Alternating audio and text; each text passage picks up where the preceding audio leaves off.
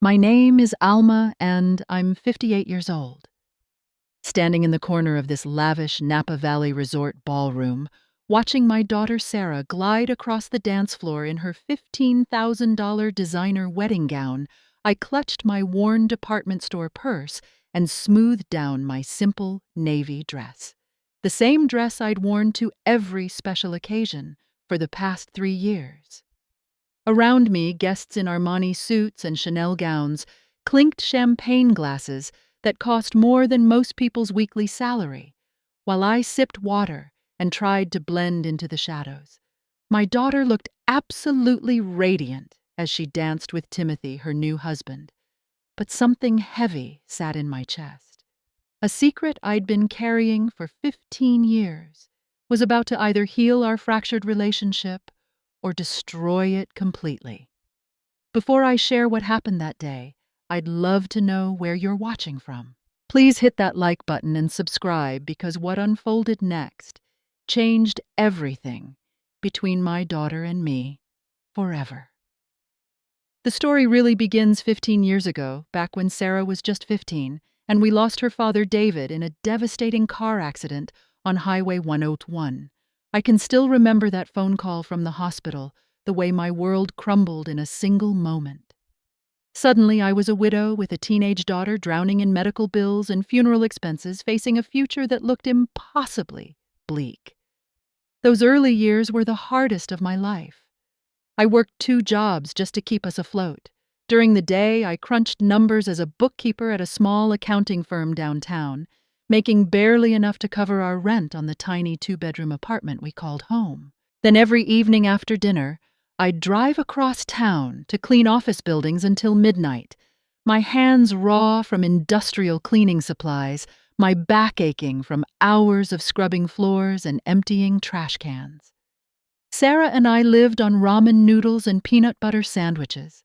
Our furniture came from garage sales and thrift stores. I remember how Sarah would eye the designer clothes her classmates wore, how she'd carefully mend the holes in her second-hand jeans so they'd last another season. We shared one beat-up Honda Civic that leaked oil in the driveway and required a special trick with the ignition to start. But Sarah was brilliant. Even through our struggles, she maintained a 4.0 grade average and earned a full scholarship to UC Berkeley. I was so proud the day she left for college, even though I could barely afford the gas money to drive her to campus. I thought our hard times had served their purpose, that they'd made her strong and resilient. That's when everything started to change between us. The phone calls became shorter and less frequent.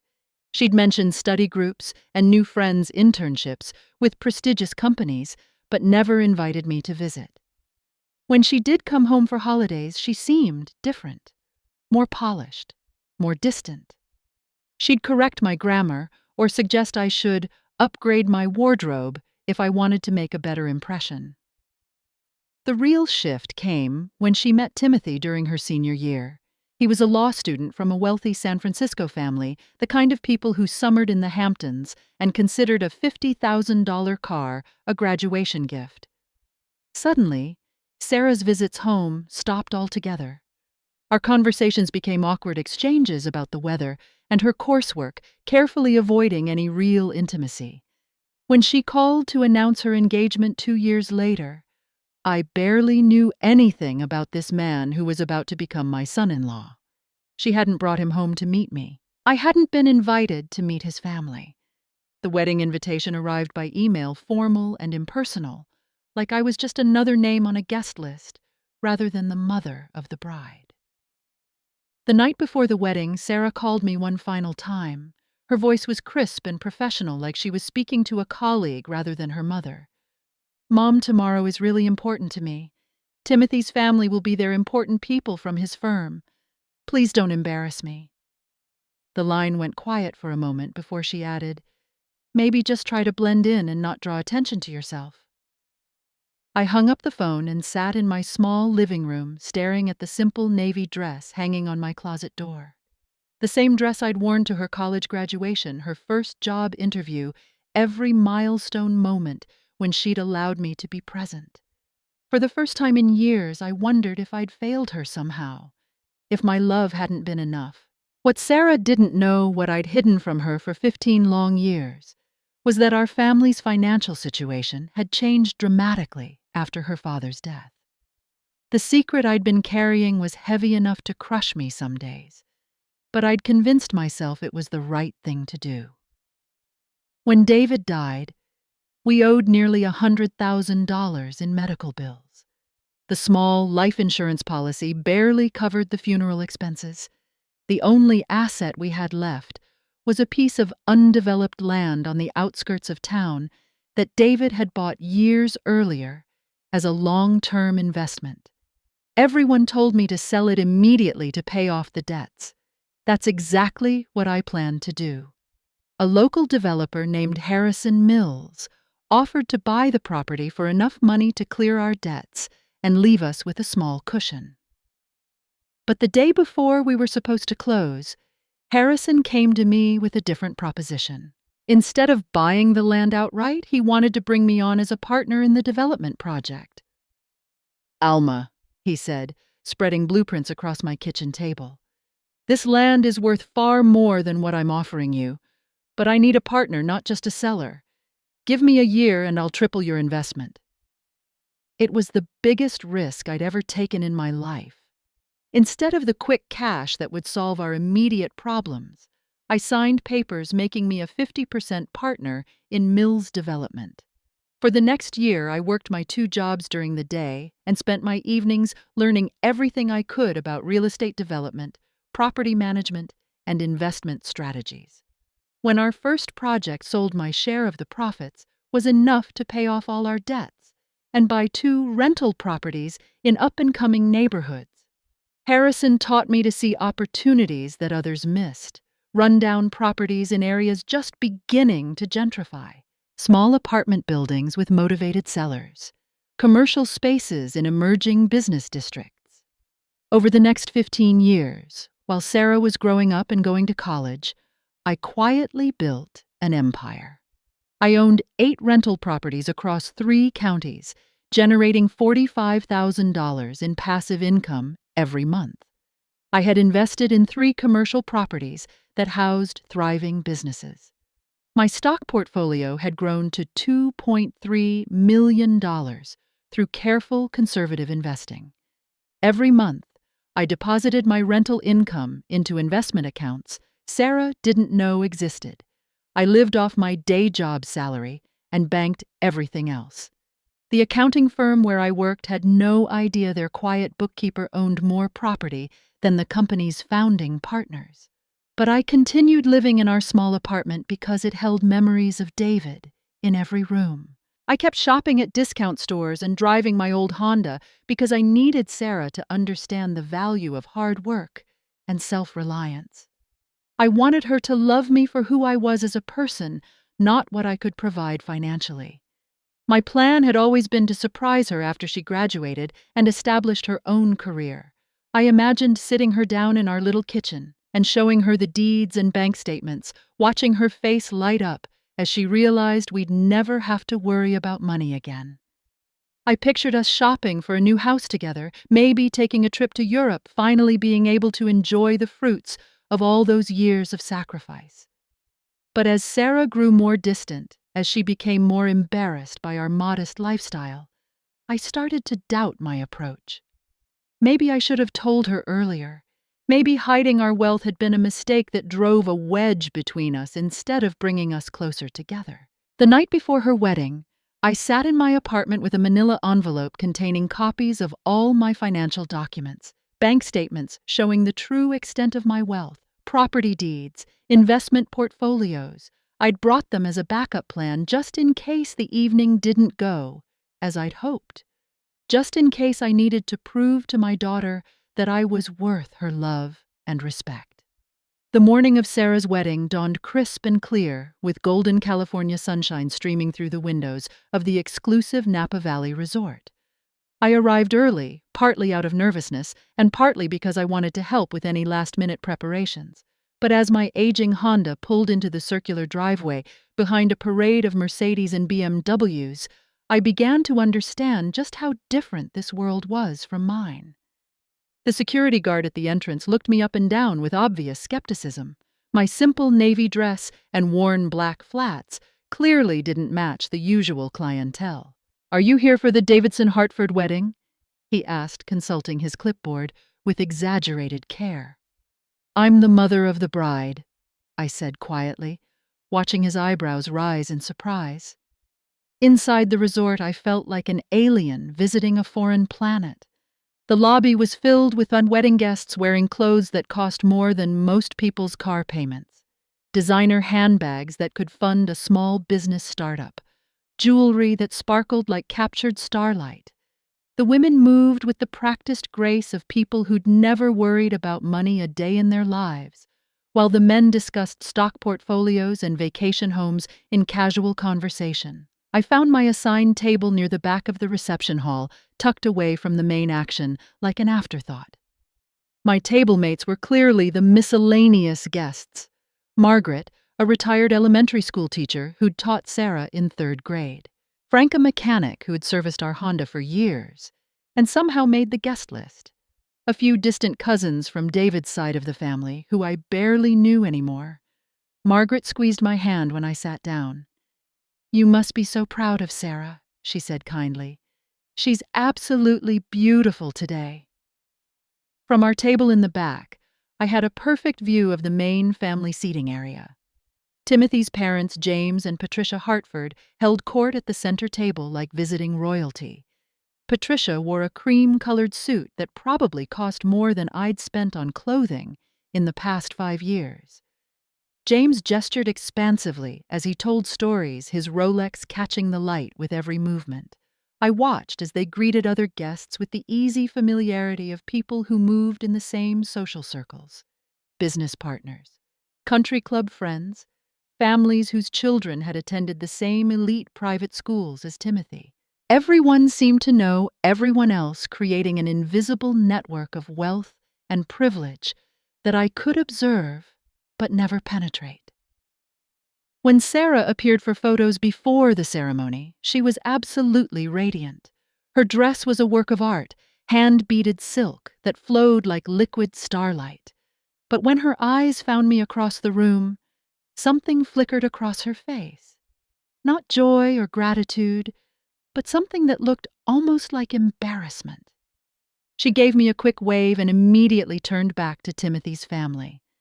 The photographer was taking formal family portraits, arranging and rearranging the wedding party for the perfect shots. I watched from my table, waiting for someone to call me over for the traditional mother-daughter photos, but the invitation never came. Instead, I watched Sarah pose with Timothy's mother, both of them laughing at some private joke, looking like they'd been family for years instead of months. During the ceremony itself, I found myself seated in the 3rd row instead of the traditional front row seat, reserved for the mother of the bride. Timothy's family filled the first 2 rows completely, their expensive perfumes creating an invisible barrier around them.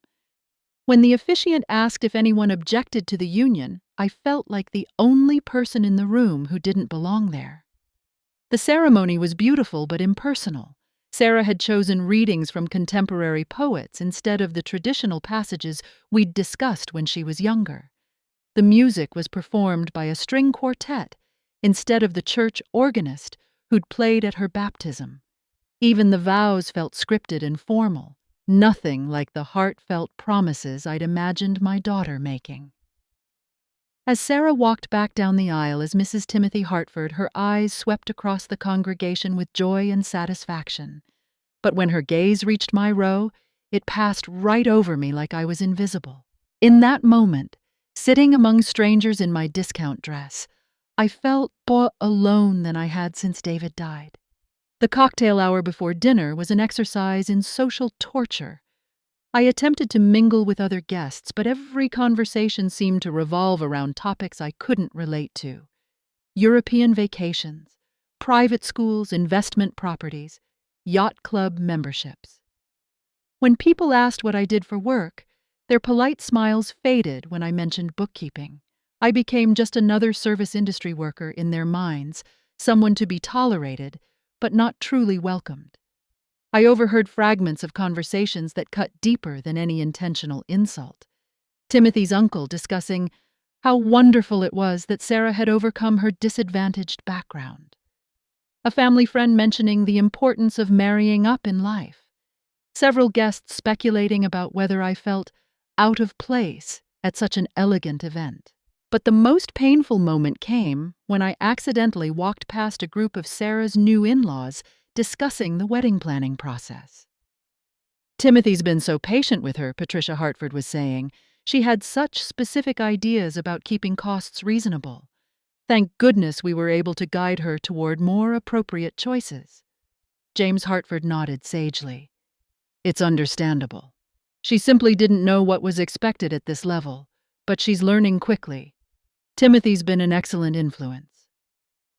Standing just around the corner clutching my simple clutch purse, I realized they were talking about my daughter like she was a project to be improved, rather than a person to be loved. And somewhere in the process, I had become the embarrassing reminder of everything she was trying to leave behind. As we moved into the dinner portion of the reception, the social dynamics became even more pronounced. The resort staff served course after course of elaborate cuisine that probably cost more per plate than I spent on groceries in a month. Crystal glasses were filled and refilled with wines that I recognized from magazine articles about luxury lifestyle. At my table near the back, Margaret tried her best to include me in the conversation. "Alma, what do you do for work?" she asked with genuine kindness. "I'm a bookkeeper at a small accounting firm," I replied automatically, giving my standard response. I'd been living this cover story for so long that it felt more real than the truth sometimes. The visible pity that crossed my table mates' faces was almost unbearable. Frank, the mechanic, nodded with understanding. "It's tough raising a kid on your own with a working-class job. You did good, though. Look at her now."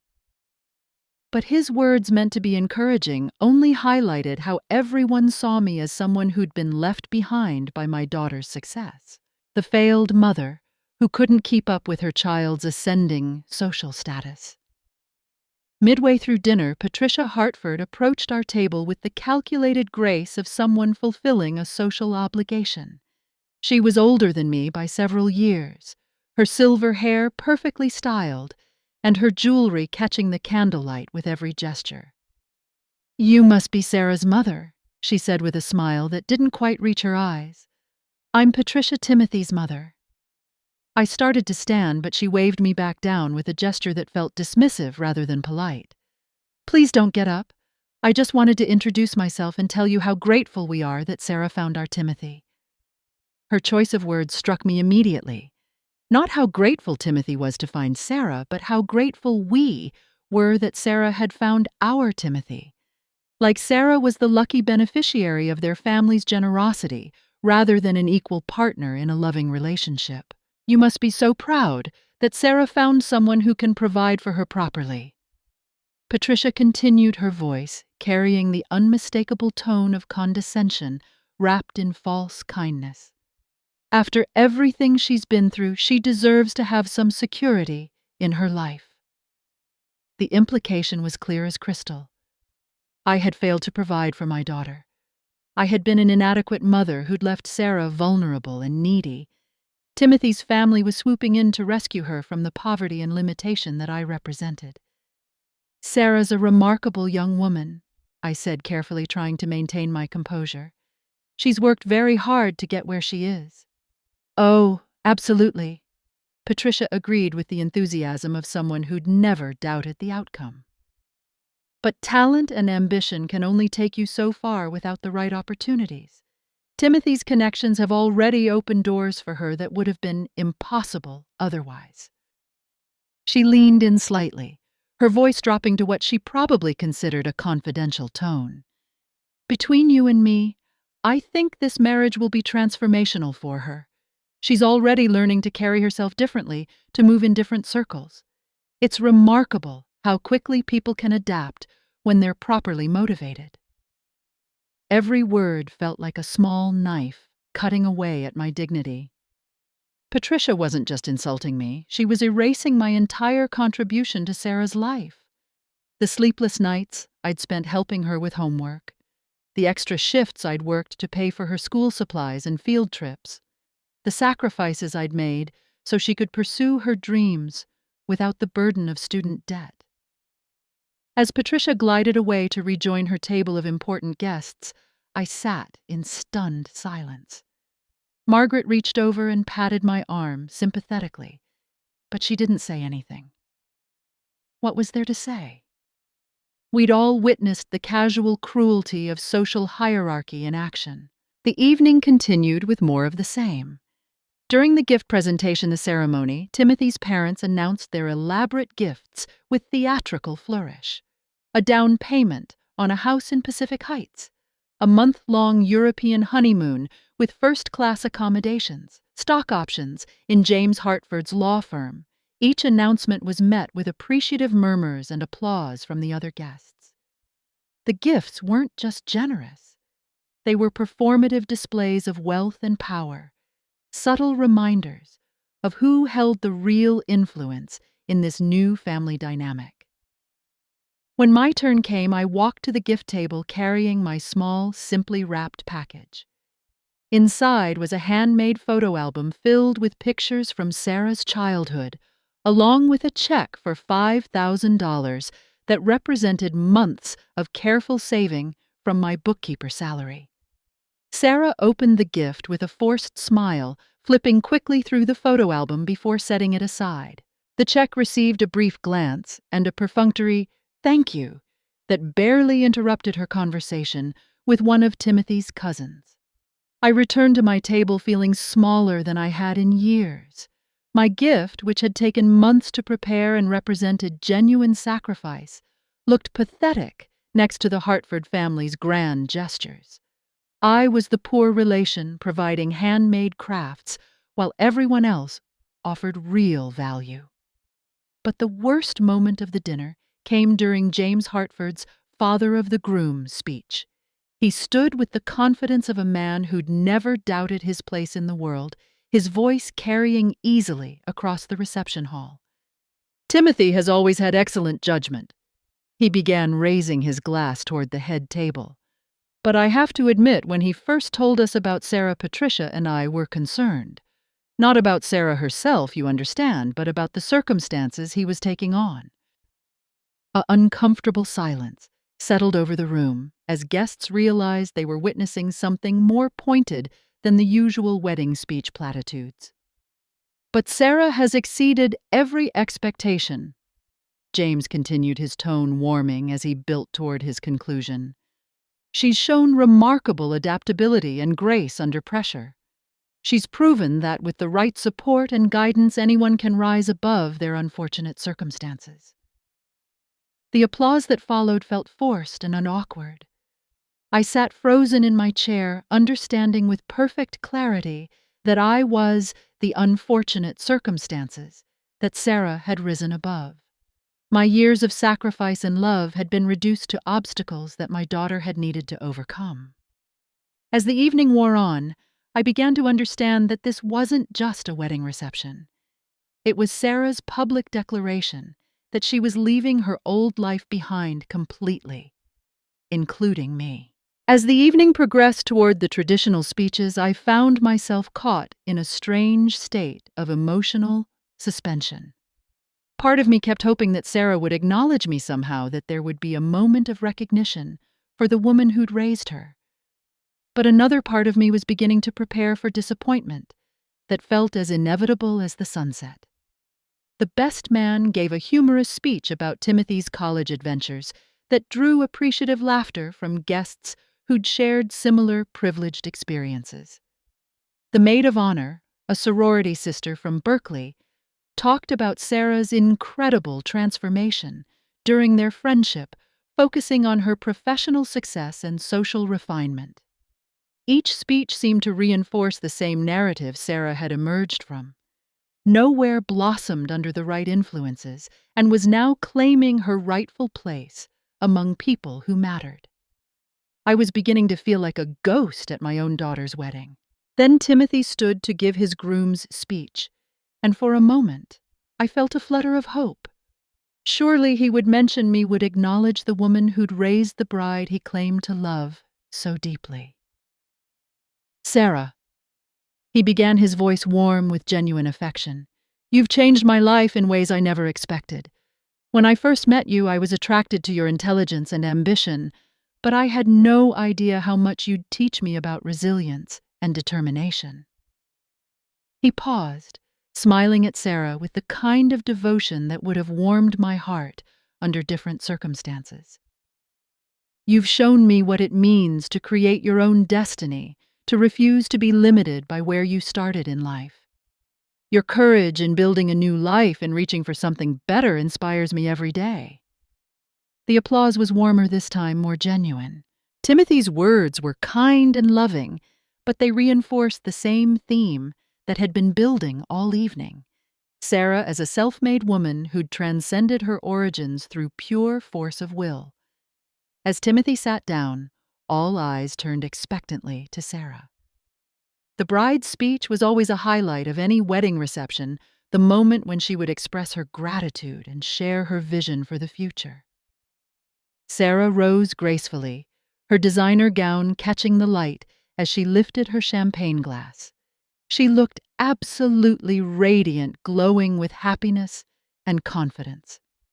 For a brief moment, watching her command the attention of the entire room, I felt a surge of maternal pride that almost overwhelmed my growing anxiety. "Thank you all for being here tonight," Sarah began, her voice clear and strong. "Timothy and I are so grateful to celebrate this moment with the people who matter most to us." She paused, scanning the room with a smile that seemed to touch every table except mine. "I want to thank Timothy's family for welcoming me so warmly. James and Patricia, you've shown me what it means to be part of a family that supports each other's dreams and ambitions." Another pause, longer this time, as if she was gathering courage for what came next. I felt my stomach begin to twist with apprehension. "I also want to talk about how this day represents more than just a wedding for me," Sarah continued, her voice taking on a more serious tone. "It represents the culmination of a journey that began when I decided to change my life completely." The room had gone very quiet now. Even the waitstaff had stopped moving, sensing that they were witnessing something significant. "Growing up, I didn't have much," Sarah said, and I felt every eye in the room suddenly aware of my presence. "I didn't have examples of success or ambition to follow. I didn't have role models who showed me what was possible in life." My hands began to tremble. She was going to mention me, but not in the way I'd hoped. "My mother did her best," Sarah continued, and for a split second, I thought she might surprise me with genuine gratitude. But let's be honest about what that looked like. The pause that followed felt like it lasted forever. In that silence, I could hear my own heartbeat, could feel the weight of every eye in the room waiting for what came next. "She never amounted to anything," Sarah said with casual matter-of-factness, as if she were discussing the weather. "She's broke has been her whole life, and she never showed me how to be anything different." The words hit me like a physical blow. I felt Margaret's hand squeeze mine under the table, felt Frank's sharp intake of breath beside me. But I couldn't move, couldn't speak, couldn't do anything but sit there, as my daughter continued her public execution of everything I'd sacrificed to give her. "I used to be embarrassed by our little apartment, our second-hand everything, our complete lack of ambition or aspiration." Sarah continued, her voice gaining strength as she warmed to her theme. "But Timothy taught me that you don't have to stay trapped in poverty just because that's how you were raised." The room was deadly silent now.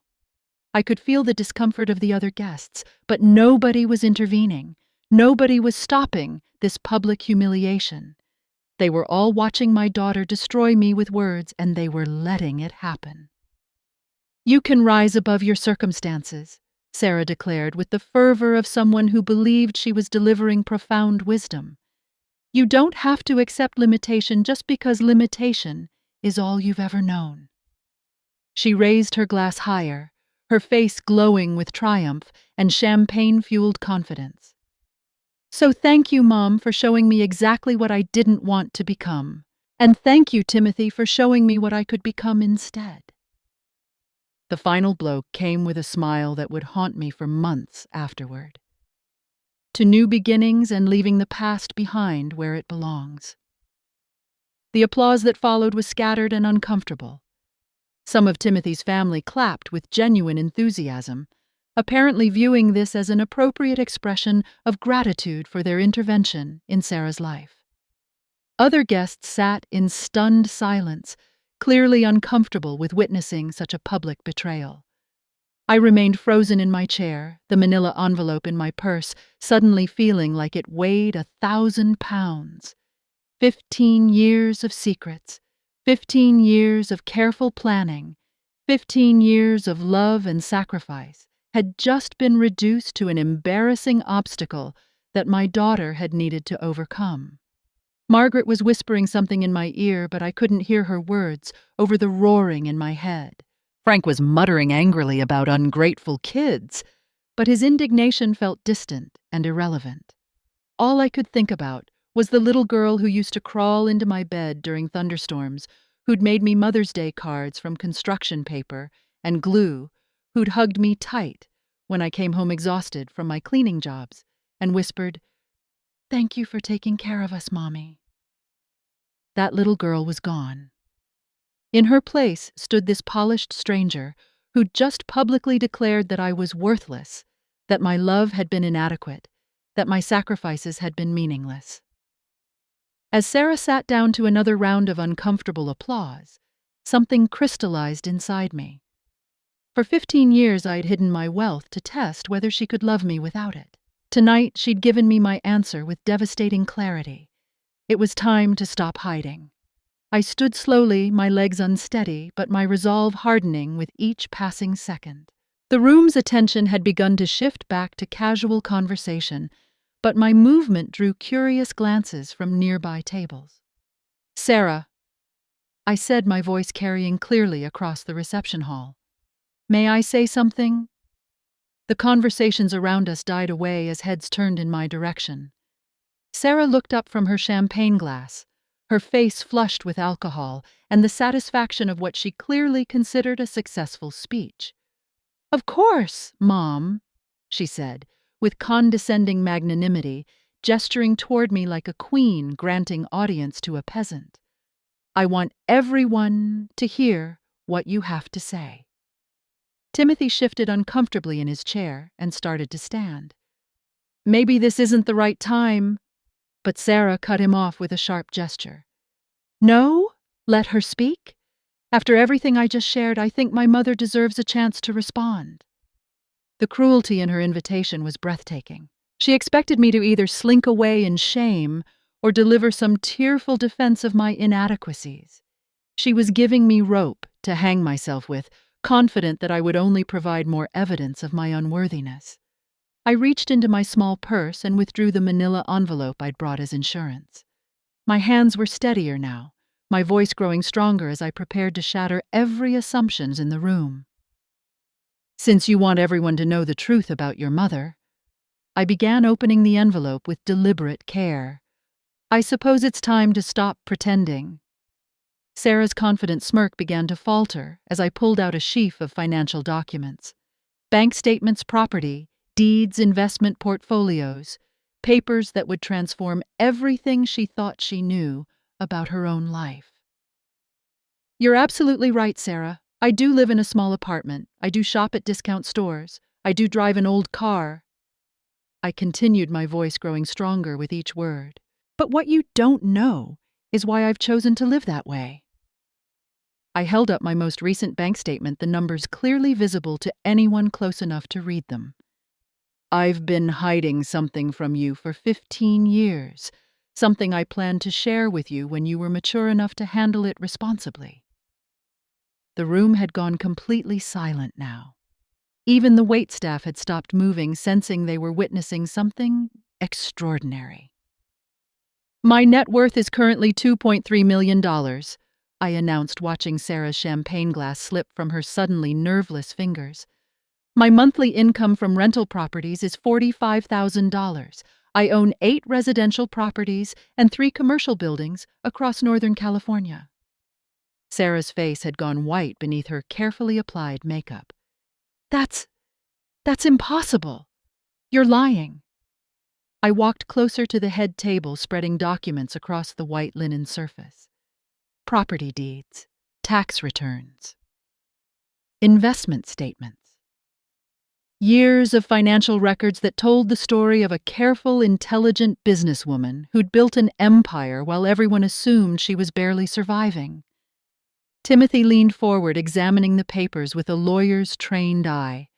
I watched his face change as he realized the documents were genuine, legitimate, absolutely real. "These are authenticated legal documents," he whispered to Sarah, his voice barely audible. "This is all real." I continued my revelation, enjoying the shocked silence that had replaced the earlier condescension. "The check I gave you tonight for $5,000, that represents about 3 hours of my passive income. Your wedding gift was supposed to be something much more substantial." Sarah found her voice, though it came out as little more than a croak. "What do you mean? I bought you a house," I said simply. $800,000 cash purchase in Marin County. The deed has your name on it. I was planning to give it to you as a surprise when you returned from your honeymoon." The gasps from around the room were audible now. Patricia Hartford looked like she'd been slapped, her earlier condescension replaced by wide-eyed shock. James Hartford was studying me with the intense focus of a man rapidly recalculating everything he thought he knew. "I also set aside $500,000 as a college fund for your future children." I continued, my voice now carrying the authority of someone who'd never doubted her own worth. "I've been your safety net your entire adult life, Sarah. I've been protecting you and providing for you in ways you never even knew existed." Sarah's hands were shaking now as she reached for the documents, scanning them with growing disbelief. Her perfect wedding makeup was beginning to smudge as tears formed in her eyes. "But why?" she whispered. "Why didn't you tell me?" The question hung in the air like a challenge. Around us, wedding guests were leaning forward in their chairs, completely absorbed in this drama that had erupted in the middle of their elegant evening. "Because I wanted to know if you could love me without it," I said, my voice steady and clear. "I wanted to raise a daughter who valued character over wealth, who judged people by their hearts rather than their bank accounts. I wanted to know that our relationship was built on something real." I gestured around the opulent reception hall at the designer gowns and expensive jewelry that had intimidated me just hours earlier. "Tonight, you showed me exactly what you really think of the woman who raised you. You called me worthless. You said I never amounted to anything. You used your wedding reception to publicly humiliate the person who sacrificed everything for your happiness." Sarah was crying openly now, black mascara creating tracks down her cheeks. "Mom, I didn't know. If I had known—" "That's exactly this problem," I interrupted. "You didn't know because you never asked. You never wondered if there might be more to my story. You assumed the worst about the person who loved you most?" Timothy was frantically reviewing the property documents, his lawyer's mind obviously calculating the financial implications of this revelation. His parents were whispering urgently to each other, their entire assessment of the family dynamics suddenly turned upside down. Margaret was beaming at me from our table in the back, raising her water glass in a silent toast. Frank was chuckling and shaking his head in amazement. Even some of Timothy's family members were looking at me with new respect, their social calculations rapidly adjusting to accommodate this new reality. "The house deed is still in your name," I told Sarah, pulling out one final document, "and the money is still set aside for your children, because despite everything you've said tonight, you're still my daughter, and I still love you." I paused, letting that sink in before delivering my final message. But our relationship is going to change. No more assumptions. No more shame about where you came from. No more treating me like an embarrassment you need to overcome." Sarah nodded desperately, tears streaming down her face as she finally understood the magnitude of what she'd thrown away with her cruel words. "I spent 15 years protecting you from my wealth," I concluded. "But I should have been protecting our relationship from your assumptions. We're going to start over, Sarah. And this time we're going to build something based on honesty instead of pretense." As I turned to leave the reception hall, I could hear the explosion of conversation erupting behind me. 15 years of secrets had been revealed in 15 minutes, and nothing would ever be the same again. The immediate aftermath of my revelation was unlike anything I could have imagined. As I walked toward the exit with as much dignity as I could muster, I could hear Sarah calling my name through her tears, begging me not to leave. But I needed space to process what had just happened, and she needed time to absorb the reality of what she'd lost. Timothy caught up with me in the resort lobby, his face a mixture of panic and newfound respect. "Mrs. Davidson, please wait. Sarah is beside herself. She wants to apologize to make this right." I turned to face this young man who'd married my daughter without ever bothering to meet her family properly. "Timothy, your wife just spent 10 minutes publicly humiliating me in front of 200 people. She called me worthless and told everyone I'd never amounted to anything. An apology isn't going to fix that kind of damage." He ran his hands through his perfectly styled hair, clearly struggling with the implications of the evening's events. "She didn't know about your financial situation. If she had known—" "That's exactly my point," I interrupted. "Sarah's apology tonight isn't about recognizing that she hurt someone she loves. It's about realizing she insulted someone with money. That's not growth, Timothy. That's calculation." Behind us, I could see Patricia Hartford approaching with the hurried steps of someone doing urgent damage control. The woman who'd condescended to me just hours earlier now wore the practiced smile of someone who'd realized she'd dramatically misjudged a social situation. "Alma, dear," she began, her voice dripping with false warmth, "what a wonderful surprise this evening has been. James and I had no idea about your accomplishments. We'd love to get to know you better." The transformation was as swift as it was transparent. The poor, embarrassing mother-in-law had suddenly become a wealthy widow worth cultivating. The same woman who'd pitied me at dinner was now trying to position herself as my new best friend. "I'm sure you would," I replied evenly. "But I think I've had enough surprises for one evening." I left them standing in the lobby and drove home to my small apartment, the same modest space I'd lived in for nearly 20 years. But as I sat in my familiar living room surrounded by second-hand furniture and discount store decorations, everything felt different. The secret I'd carried for so long was finally out, and I wasn't sure yet whether that felt like liberation or loss. Over the following weeks, Sarah called me daily, sometimes multiple times a day. Her messages started as desperate apologies and gradually evolved into something deeper, a genuine recognition of how badly she'd misunderstood our relationship and her own history. The house in Marin County sat empty while we worked through the damage her words had caused. I'd meant what I said about the deed still being in her name, but I needed to know that she wanted a relationship with her mother, not just access to her mother's money. 6 months after the wedding, we finally began to rebuild. Sarah started visiting me every Sunday, not in my role as the wealthy mother she'd discovered, but as the woman who'd raised her. We attended financial literacy classes together, where I taught her about real estate investment and long-term wealth building. She learned about the properties I owned, the businesses I'd invested, in the careful planning that had built our family's financial security.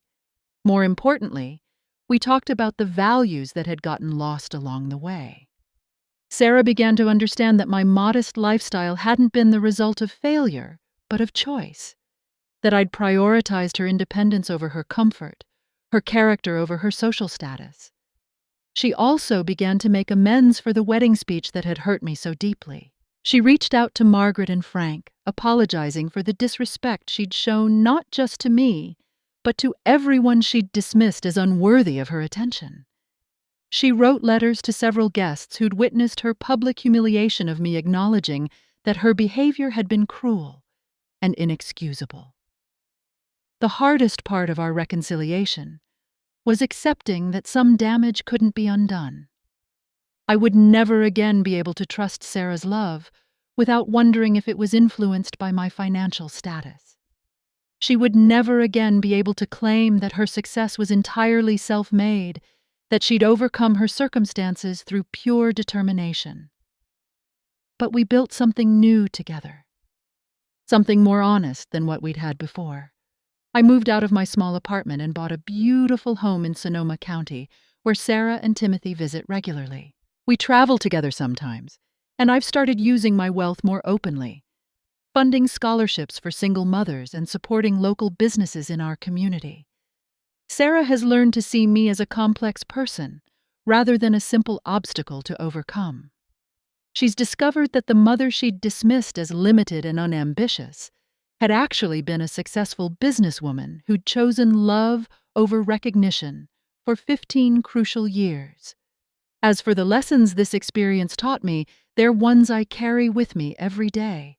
I learned that hiding the truth, even with good intentions, can create more problems than it solves. I learned that love without respect isn't really love at all. And I learned that sometimes the people who need to lose everything are the ones who take love for granted. Money, I've come to understand, doesn't change who you are fundamentally. It reveals who you've always been. Sarah's reaction to discovering my wealth showed me aspects of her character that I'd been too loving to see clearly before. But it also gave us the opportunity to address those flaws and build something better.